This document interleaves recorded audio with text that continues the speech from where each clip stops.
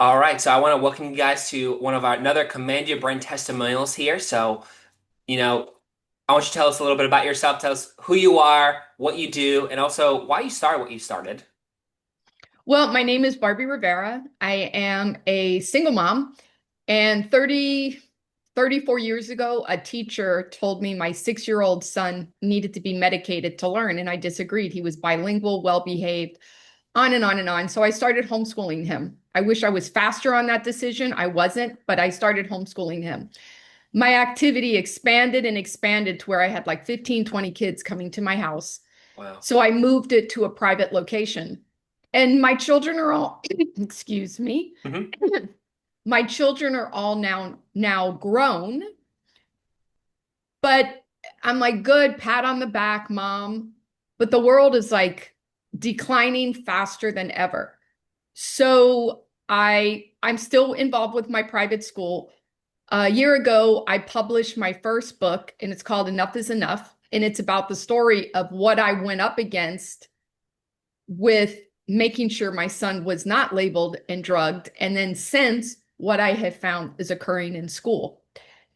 And that's really what I'm on to now because I have a passion. I think that I can actually contribute a lot to raising the literacy standards or raising the literacy statistics in the United States of America. And I strongly believe it's going to come from someone like me, a homeschooler who's done it, rather than a politician, a certified educator. No diss to either.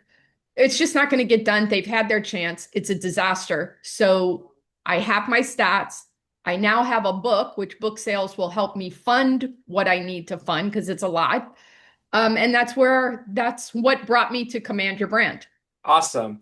And for Mhm. you, and for you, why did you come to Command Your Brand? Honestly, I came to Command Your Brand because of Jeremy Slate. Hmm. And I just found him to be a very no nonsense individual. And we had a private conversation. He saw me speak. And then afterwards, when you're at a speaking event, you really have like 2 seconds to talk to anybody afterwards. So we didn't have time to talk, but we found time to talk within the next month or two. And I told him what I was doing. He told me what he was doing, not just with Command Your Brand, but with his passion for history. And I'm like, well, this is what I can bring to the table. And he goes, I can help you with that. And I truly believed him. And he Wow. did. Yes. Amazing. And what was your experience with the onboarding process? Like, how was that? How did that work? And tell me a little bit about that. How was that for you? Okay, so when I initially came to Command Your Brand, I met Rebecca, who was wonderful. And my first comment to Rebecca is I know nothing about computers. I know nothing about Instagram. I know nothing. I post Facebook posts mainly about my basset hound.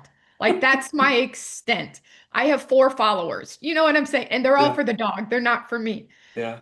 So I don't know about I don't know anything. Hmm. And Command Your Brand has a padding tool where it just walks you through very basic and perfect for me. Someone else who knows, they'll go faster. I wasn't slow. It took me maybe half an hour, which is pretty fast when you consider how much time I'm going to be using this platform. Right. Anyway, she was great, and your materials were great because they helped me know what I'm doing so that you can do your job without having to handhold me every step of the way. Amazing. And I think Yeah. you answered this question already, but what value did you receive in your onboarding? Oh, tremendous value. I learned so much. Hmm. And that's the thing. I still don't know more than I know about social media. And I don't know that I'm ever going to balance that. But I've come to the decision that I don't need to balance that because I have you guys, I have Command Your Brand that are doing your part in my very small organization of Barbie Rivera book school, speaking engagements, and then there's Command Your Brand that's kind of tying it all in or thinking with, excuse me, it's Hmm. early in Miami, Yeah. thinking with everything that I'm doing. Like you guys have accommodated me very well, and I'll just leave it at that. Okay, fine. And how was your experience working with the PR team? Excellent. Again, working with the PR team of Command Your Brand was um, very easy and very effective. And um, I have attempted to work with other, I mean, there were volunteers. It's like, okay, so do this. And I don't know what they're asking. It's like, well, you need a presence on Instagram. I don't know how to do that. So they weren't meeting me. When I say I don't know, I mean I don't know anything. I can barely turn my laptop on. My phone, my oldest son, my kids have to get it going. And when I upgrade my laptop, which I need to do, it's going to go to somebody else's hands. I'm not going to do it. I'm not going to Google it. I'm not going to AI how to do it. I'm just not going to do it. Like it's Mm, not, I'm come from Post-its and pen. That's yeah, my life. I do Post-its and pens. This yeah. is very foreign to me. So the PR team understood immediately where I'm at. And then when a show is booked, I'm told ahead of time. The links are, it's like made so simple that I can do it. And Oh, honestly, I was nervous going in. I'm like, I am going to screw everything up. But you guys were so good and so patient with me that it was very easy. amazing. Awesome. Yes. And what results did the program create in your business? Well, really, there's always an uptick in book sales. Hmm. Um, what working with Command Your Brand has done for me, one, I've been on probably close to a dozen podcasts and in print. And what's interesting is some of those podcasts I just got printed yesterday from a whole other magazine that sold something else, that saw something else and didn't go through you. So I sent it to Rebecca late last night of like, hey, look, this happened. I want you to know. Yeah. The word of mouth on who I am and what I'm doing is spreading. And when I come to a show, I'm not coming with some agenda or some sales pitch. I'm coming with the reality of my son at age 6 was going to be placed if he would have had possibly any other mother, he would be on psychotropic drugs right now and he just turned 41 and that would be a crime. There Right. was nothing wrong with him and I'm not saying that there aren't children who have real physical and mental issues. They are. But to put my son in that group is unfair to him. And it's mostly unfair to the parents and to the child who has those disabilities. My son was on sleepovers when he was 4.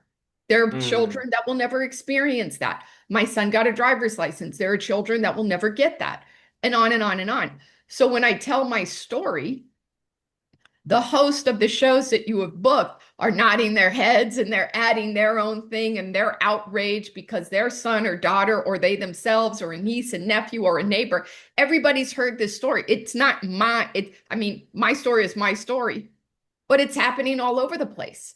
right. Right. So for that, I would say every host that you've booked me with, it's like we've been best friends forever. Like Wow. yeah, the shows are amazing and each of them have their own spin, so to speak, like their own angle. I did one a week or two ago that was all about health.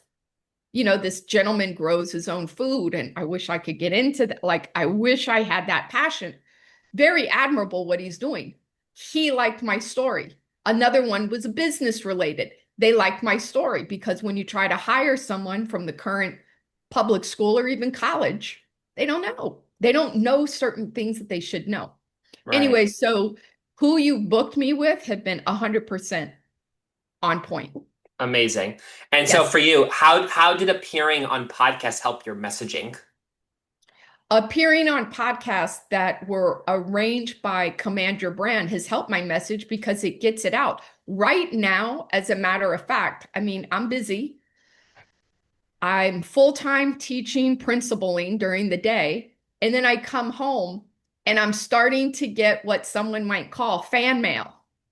Like I'm getting 3 or 4 emails a day. That's not a lot. I mean, for me, I've never had this before. But if people from all over the world, all over the literal world, reaching out because they saw a podcast and they're like, okay, I'm thinking about homeschooling. The laws in my state are, and we're in communication. And then another one, hey, can you help me with reading? And we're in communication. Hey, what do you need? I have a paralegal who reached out from Idaho who gave me some really good advice. She's like, all right, someone is going to step up to fund you. You need to be ready. So put together this business plan. It doesn't have to be perfect. And so that's my target this weekend is what is it going to take? Serious numbers to go from point A to point B, which includes buying a school building. I need to get my school out of the shopping center. That's millions of dollars in Miami. It's like all of those things, but really putting it on paper because those figures, while they may seem impossible to me, a single mom living paycheck to paycheck, to other people, they're like, okay, yeah, that makes sense. Interesting. And was Yes. there any show that you went on that you felt like, wow, that was like the best show I ever went on, or wow, that was like just we just hit it off, or that topic was just so good. Like, was there any particular show that was like, tell me a little bit Yes. about that show. Yes. Okay. I believe her name was Jenny from 1,000 Hours Outside. Hmm. She was just lovely, just a beautiful woman, young girl, right? Um, and she believes kids need to be outside. And she read the book. Like Hmm. her intro to me was, I mean, I was flattered, but she's like, I read the book and she held up these notes. She goes, I have 3 pages of notes. And oh my gosh, we're going to dive right in. So she was quoting the book and then asking me, we just had a great conversation because you know how it goes. Some shows I go on, they want content and I'm Yeah. a content person. Any show that I go on, I send them a signed book afterwards with a couple of little things. But her show was really good. Quite frankly, I mean, they're all really good. Charlie Robinson was really good. Yeah. I really liked him. Yeah, they were all Cool. good. Okay, fine. And is there anything else you'd like to communicate in your experience working with Command Your Brand? Well, I would recommend Command Your Brand to anyone who wants to get into the podcasting. And because that's a tricky thing. I tried to do it myself. And to me, this is you have to know somebody because you can't, again, I'm old school. I would put a stamp on a letter and send it to somebody. You can't do that anymore. The addresses aren't even listed. So Hmm. for that reason, I'm out like I'm, I'm still using a typewriter when everyone else is using a keyboard. And I want my typewriter. It's like, I'm going to lose that battle. I'm going to lose that battle. So I can't reach out to certain people on certain podcasts that I'd like to go on to because they don't know who I am. And I'm just one of thousands that they get. Jeremy Slayton, Command Your Brand, they do know who he is and they do listen. And that's how I've gotten in the door on many places. And every time I go on a show, for me, my messaging gets clearer and better. And two, every time the host is all fired up, it's like, buy this book, support this woman. Let's turn this education around. She has a plan. It makes sense. Let's do this, which I appreciate. Awesome. Well, I think you already said this already, but I'll just ask it again. Would you recommend Command Your Brand? I would 100% recommend Command Your Brand to any company, whether it's one person like me, an author, or an organization. I 100% recommend your services. All right, very cool.